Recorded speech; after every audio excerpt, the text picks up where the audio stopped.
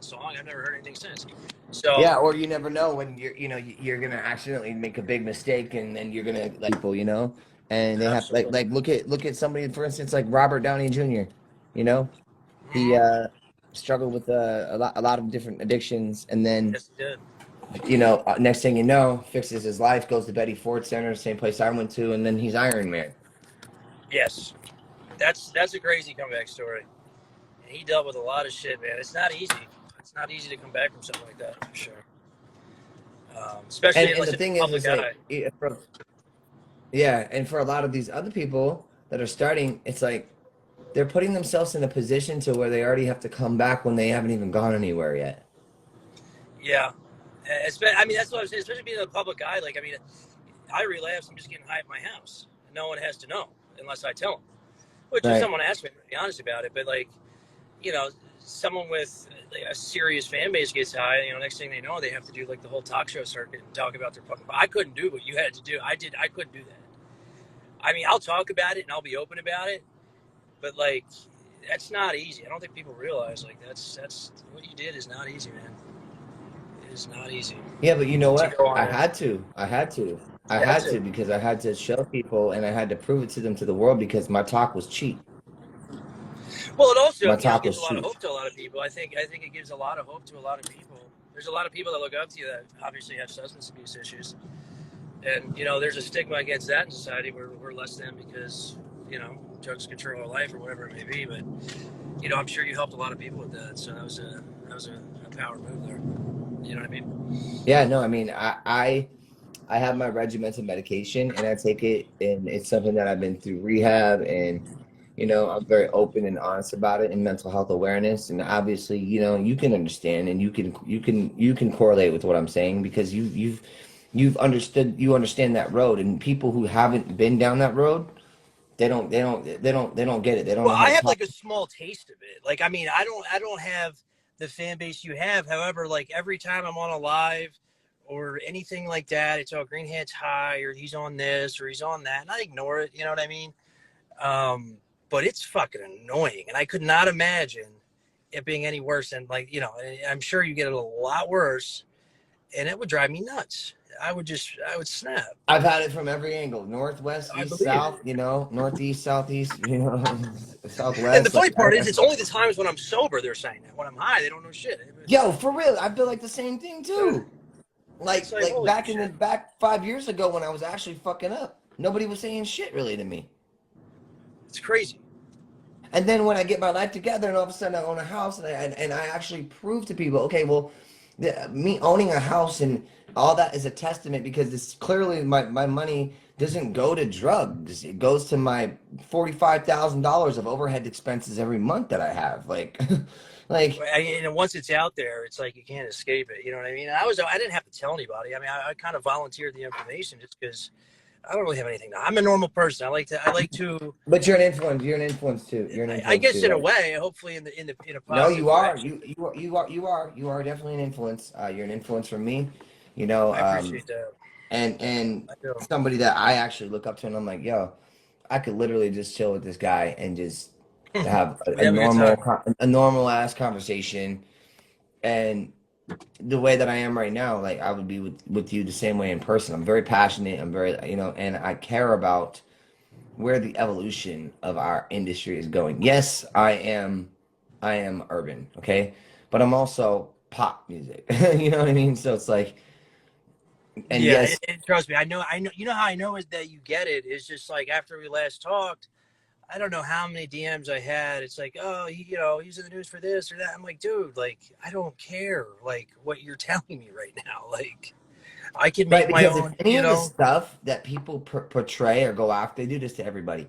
If any of those things were true, why the hell am I sitting here? Why the hell have y'all not seen a mugshot of me? Why the hell have y'all not seen me get arrested? Why haven't you seen me institutional? Because it's not any of those things. Well, the only difference is like all the shit you allegedly or whatever otherwise is under a microscope. Now, if everything I've done in my past, especially when I was using drugs, was out there in the open, like I would be getting it too. You know what I mean? Like it's just we don't care. when we're No, getting high. We're not. We're monsters. We turn ourselves into monsters to avoid being like 100%. normal people, essentially. Because that's what I do. And you know what? Another thing I learned too is that like when people make that decision to relapse or go back, they're doing that knowingly.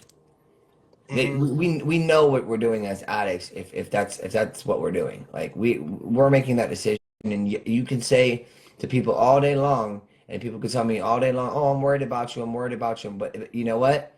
If I'm the one that chooses to go back down that route, it's my choice, and you can't stop it. You can't you literally cannot stop an addict from wanting to be an addict. If they're gonna go back down that route, that's what they're gonna do, and they're gonna get it regardless of what you say.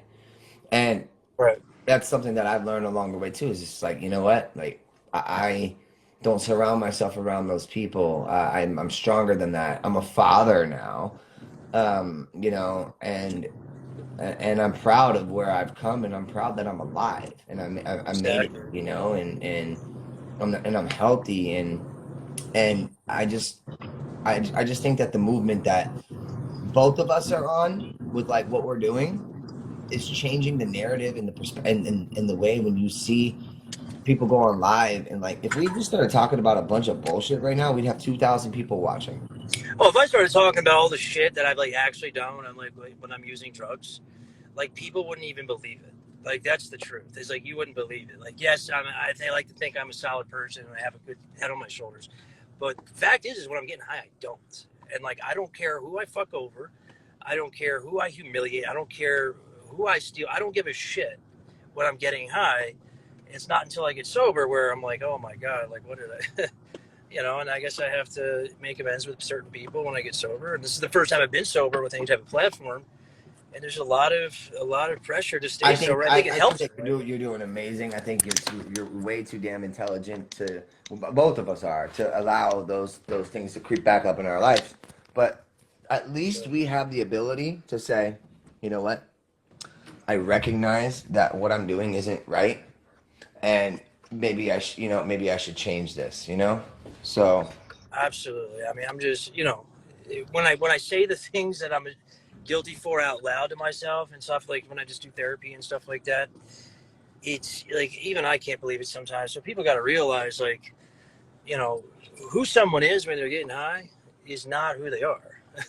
no, You know what no, I mean? no. It's just the It's truth. it's sad. It's sad, and it becomes painful too, because especially if you've been down the kind of route that we've been down, you see it when you're not doing it, and then it's like you have the knowledge, and you want to help so much more, and you want to be like, yo, listen to me, like I've been through it, like, and that's something that's helped me stay on a positive path too, is that when people are coming at me and they're like, "Oh, look at his eyes! Like he's, his eyes are all," and then I'm like, The "I have worst. dark eyes, but if you want to look up close, like, okay, my pupils are really small. Why are you trying to insinuate that I'm doing cocaine? Why are you trying to insinuate that I've never even seen meth or crack in my life?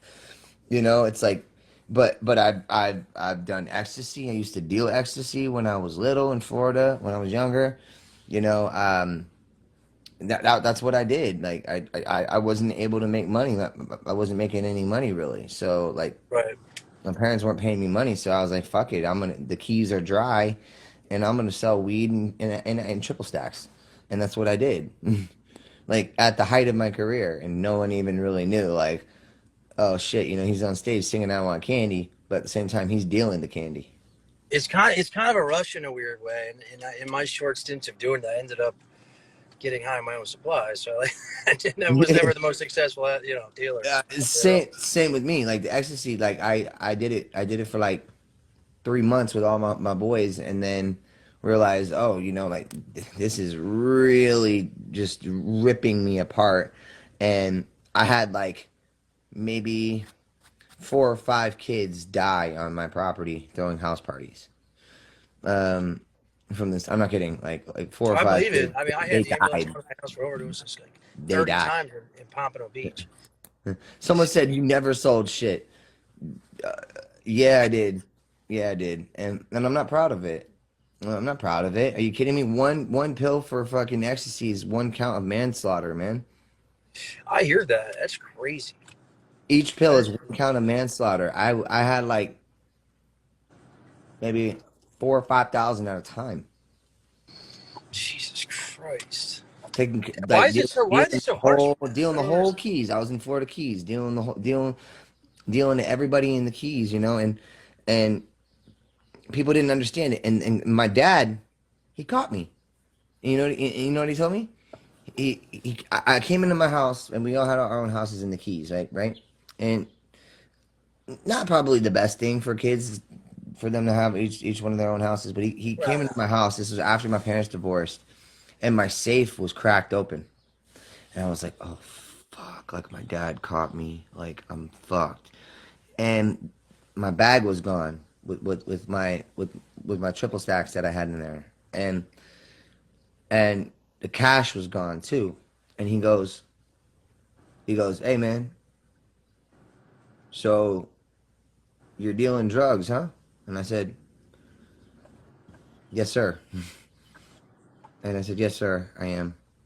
And he goes, well, if you're going to do it right. And I was like, I mean, that is good advice, technically. fuck. I was like, what the? I was not expecting my dad to say this. He's like, if you're gonna do it right. He says now every week you have to take a drug test for me. I'm gonna let 30 days for it to go out of your system. You're gonna take you have to take a drug test. He says if you're gonna do it, don't get high off your own supply. And I was like, what? And he goes, here's your money back.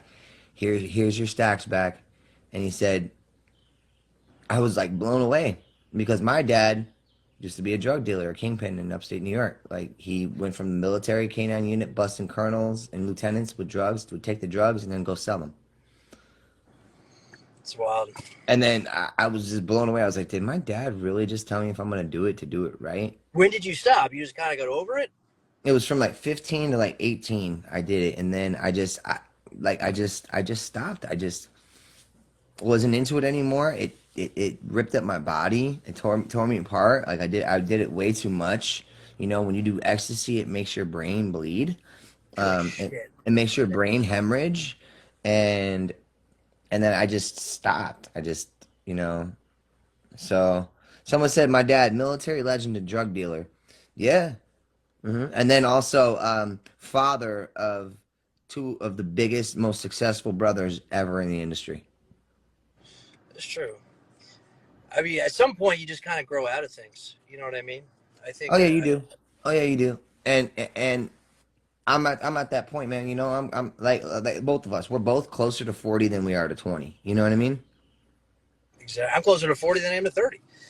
And And I'm December on December 8th, I'm gonna be closer to 40 than I am to 30. And I'm actually excited about that in my life. I'm actually just get to a excited to point where see it's just exhausting. Like where's the next what's the next steps I'm gonna take in my life. Well, you see me all the time, like, bro. I don't know if you watch my shit, but I'm always working on music, or I'm on talking, just bullshitting with people, just having fun, or taking care of my kin and my house and my household, and dealing with all the court stuff that I have, and all the drama that I have, and the allegations going around, and losing shows. I lost 21 shows, man, from this shit.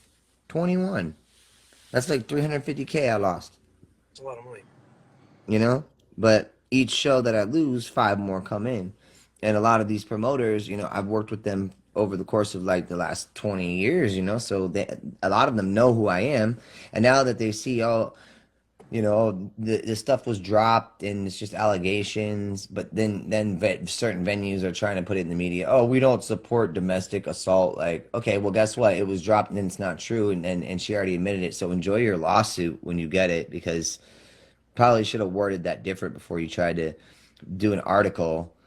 Well, that's And kind help of the her out. problem. Is like it's supposed to be innocent until proven guilty, but it seems more often than not it's guilty until proven innocent. At least in the court of Yo, public opinion. that is like one of the most accurate things I've heard in Oh a yeah. while. Like that's a very Well, the court of it's a public very good opinion is the same as observation. law, but even with the law, it's kind of like that. It's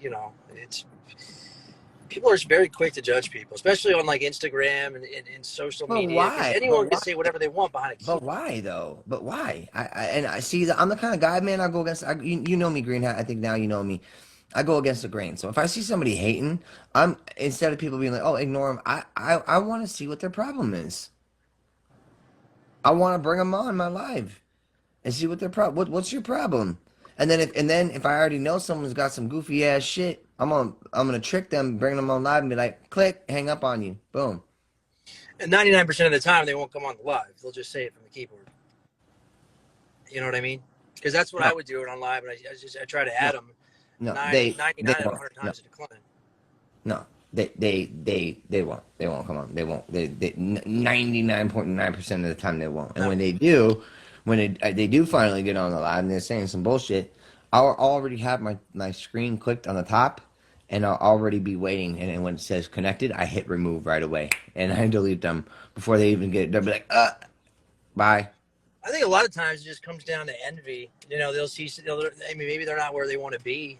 You know, maybe they're young and they got time, but regardless, they see someone What do they that's envy though? Come on, doing let's be well and they real. just, Do you they know, do they envy um, fame destroying your life, money being the root of all evil, chasing after a star, being made fun of, being uplifted too. Like you have to, there's so much, diversities to being an entertainer, especially when you start going global and international. Like my wall is international. Like, you know, people get one or two plaques and whatever it is, and I'm like, okay, congratulations, I'm happy for you, but don't ever come to me and then be like, you know this and this, because I look at my wall, and if anyone wants to put me down, all I gotta do is just take one look at my wall, and I can see the accomplishments that I've done, and I can see, and then I think to myself, you know what does it really matter? What does it really matter? that's kind of my motto. If I don't know you and more so don't respect you, there's nothing you can say that's going to upset me. Like nothing. I've seen you try to do nothing but be a good influence and a role model for these kids, because in your heart, I see that when I first saw you, I was like, this guy has a great heart. He has got heart. He has got wisdom and he's got heart. And these people are listening to him. And then also when he got on with the Soldier Kid or whatever, or whichever one it was, then everybody starts jumping on your ship.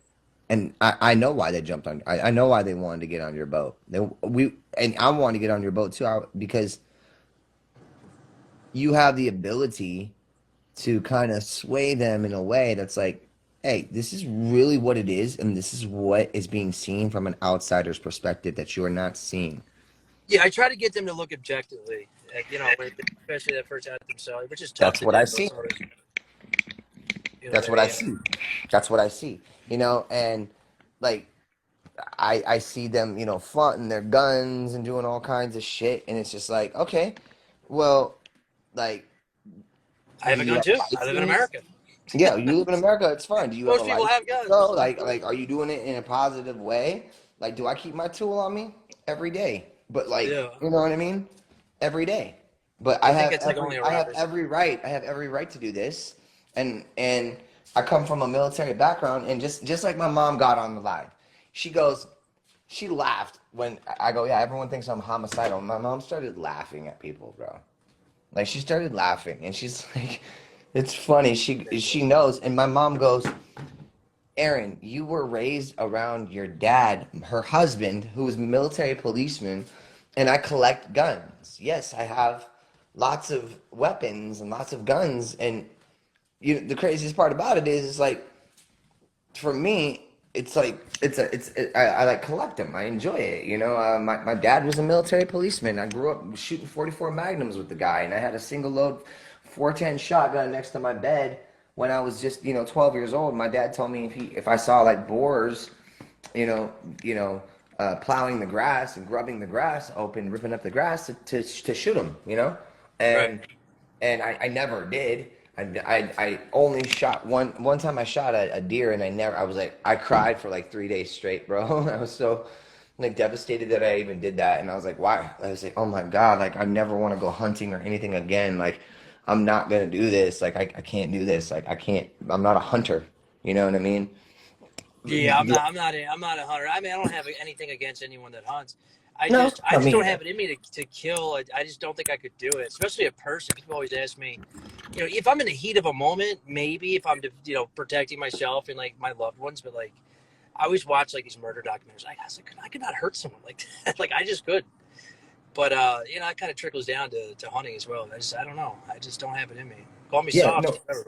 same way. And they've tried to, like I've had my guns taken away from me. You know what I mean? And then people try to label me like I'm schizophrenic and bipolar. Well, guess what? If that wasn't true, I wouldn't have this because the Department of Justice would not approve this in the state of California after 9 restraining orders. Oh, I You know. know? And I had a person that I know, and then I'm, you know, obviously I'm friends with now, but like I guess they were mad at me they were really mad at one of my buddies, and they said on here, they said I beat my dog so I could take it to get painkillers. I said, first of all, dogs don't get opiates, you idiot. And second of all, like where do you like how do you even make something like that up? Like people are just brutal. Wow. It's just like they don't care. Like people don't care. They'll say whatever they can to get a reaction out of you, and But let me ask you this. Why is attention, views, numbers, why is it all fueled off of negativity? I can't figure it out. because negativity and drama is what brings in views, unfortunately, and that's just the sad truth. But why? People like drama for whatever reason, and it doesn't matter whose expense it's at. Why That's why just why what they why, why like. can't why can't they why because I just don't understand. I try to decipher this. I'm like, what the hell? Like, I mean, why for the can't we same get a lot reason of that views? reality shows do well, for the same reason that, you know, it's just drama. Drama sells, unfortunately. It's like sex sells. Drama sells even more. Oof. You know, and then we live in a world where everyone's counting views and comments and likes, and it's just like I Yeah, don't know. It's just not. it's That's not so very weird. fulfilling to me. Like I don't really care. What? No, it's strange to me because I'll put up a flyer for a concert, right? And it'll get Right. like other things will get like 20,000 likes, 30,000 likes. And I'll put up a flyer for a concert to get like 1,000 likes, bro. And That's then exactly. and That's then exactly it. for that show, I'll have 15,000 people come. Because there's no drama involved in that. No one's there's no subliminal messages. There's no possible shade being thrown. It's just this is my show, you know, and that's that. And the crazy part is like that's what's built your career is your shows and your music and things like that. So that kind of takes a And the back seat dedication, something that you to said too, yeah. that stays resonating in my mind is that you made a very poignant, uh, example when you said that, like they're not in there doing it. Like they're not doing it. They're talking about it. Like I tried to help out Ghost World. I tried, and nothing. Months And later. that's why, and that kind of goes back to your first point, or my first point is people are more focused on manufacturing the drama than they are putting out a product that people want to hear or whatever the case may be. Same reason why, you know, the talk show circuit that you did a while back, you know, was overshadowing, and any type of drama in a celebrity's life always overshadows like their music for some reason, at least when it's going on, you know. But if you have a product that sells music wise, you know, then you can have longevity, and eventually that'll go away and people will start focusing on your music again. But But it's a fucked up longevity, world, man. it's a roller coaster. And the thing is, I was explaining this to somebody. I was like, but for me in my life, I'll have those moments. Well, I had those moments where it's like I go on tour, and you get this big high, right? This big euphoria of people screaming for you, and then saying I love you, and autographs and pictures, and nothing but good positivity. And then it stops, and then you go home, and then you're back by yourself for a little bit. That's the most like that's the pinnacle of what you're gonna do in your life. It's like if you go back home, you gotta understand. So you go up this roller coaster, right? Oh, it's so high, and then it drops down. And then when it gets down to that down level, you're like, oh, okay, well that man, I was scared of that at first, but it was so fun, doing that, going up on that drop on that roller coaster. But now I want to go back on it again. Now I want to do it again. Now I want to I be didn't that expect, like, I didn't exhilarating moment. expect what it was like to have any type of influence or clout or fame, whatever the case is like, it wasn't what I thought it would.